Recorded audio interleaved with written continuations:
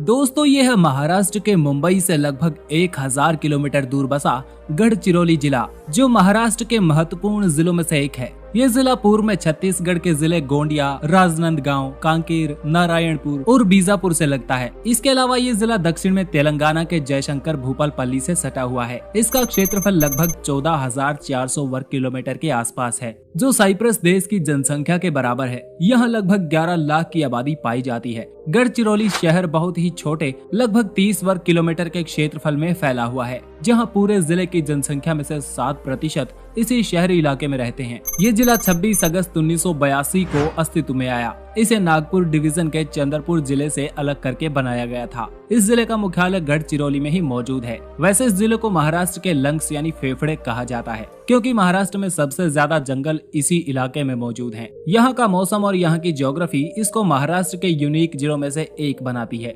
गढ़चिरौली से वैनगंगा नामक नदी बहती है, जो इसे फ्लड प्रोन इलाका बनाता है। इस इलाके में सागौन और बैम्बू की खेती बड़ी मात्रा में की जाती है। सागौन का इस्तेमाल शिप बनाने और घरों में इस्तेमाल होने वाले फर्नीचर में बहुत ज्यादा होता है। इसके अलावा बैम्बू का इस्तेमाल खाने से लेकर फर्नीचर, कंस्ट्रक्शन, ईंधन और घरेलू चीजों में होता है। इतिहास की बात करें तो ये जिला राष्ट्रकूट, चालुक्य, यादव और देवगिरी साम्राज्य के द्वारा रूल किया गया है। 13वीं शताब्दी में खंडक्या बल्ला शाह ने चंद्रपुर को अपनी राजधानी के तौर पर बसाया था, जिसमें से आगे चलकर गढ़चिरौली जिला अस्तित्व में आता है। 1905 में गढ़चिरौली एक तहसील के रूप में स्थापित हुआ था, जो लगभग 77 ईयर्स के बाद जिले के रूप में जाना जाता है। इस जिले को महाराष्ट्र के नक्सल प्रभावित इलाकों में गिना जाता है। इन लोगों को यहाँ होने वाले घने जंगलों से काफी फायदा पहुँचता है, जो इसे नक्सलियों वाला रेड कॉरिडोर इलाका बनाता है।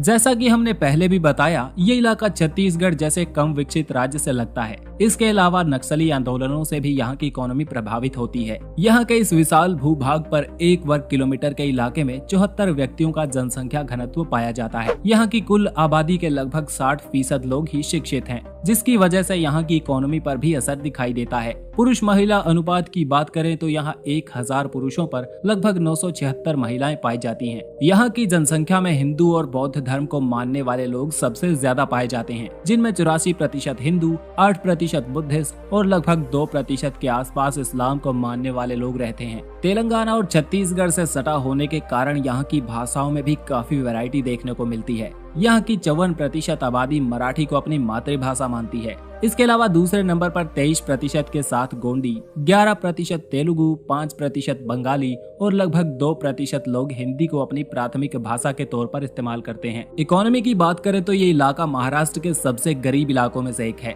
ज्यादातर इलाके को ट्राइबल इलाके में गिना जाता है। यहाँ की 80% जमीन पर बियाबान जंगल मौजूद है। यहाँ के लोग बैम्बू, तेंदू के पत्ते और धान उगाते हैं। यहाँ की इकोनॉमी में सबसे ज्यादा पैसा इसी प्राथमिक क्षेत्र से आता है। यहाँ के सबसे बड़े कारखानों में यहाँ की चमोरसी तहसील में मौजूद पेपर मिल है। इसके अलावा छोटी मोटी चावल प्रोसेसिंग जैसी यूनिट्स भी देखने को मिल जाती हैं। यहाँ के नक्सल प्रभावित इलाके की वजह से यहाँ की इकोनॉमिक एक्टिविटीज में बहुत धीमी गति देखी जा सकती है, लेकिन बैकवर्ड रीजन ग्रांट फंड द्वारा मिली राशि से इलाके में डेवलपमेंट करने के प्रयास किए जा रहे हैं। इस इलाके में आपको ज्यादा ट्रांसपोर्ट की सेवाएं देखने को नहीं मिलती। यहाँ पर रेलवेज की एक 18 किलोमीटर लंबी लाइन टच करती है। इसके 300 किलोमीटर के दायरे में कोई भी एयरपोर्ट मौजूद नहीं है। यहाँ के रोड इंफ्रास्ट्रक्चर की बात करें तो इस जिले से नेशनल हाईवे 63, 353C, 353D और नेशनल हाईवे 542 और 930 गुजरते हैं।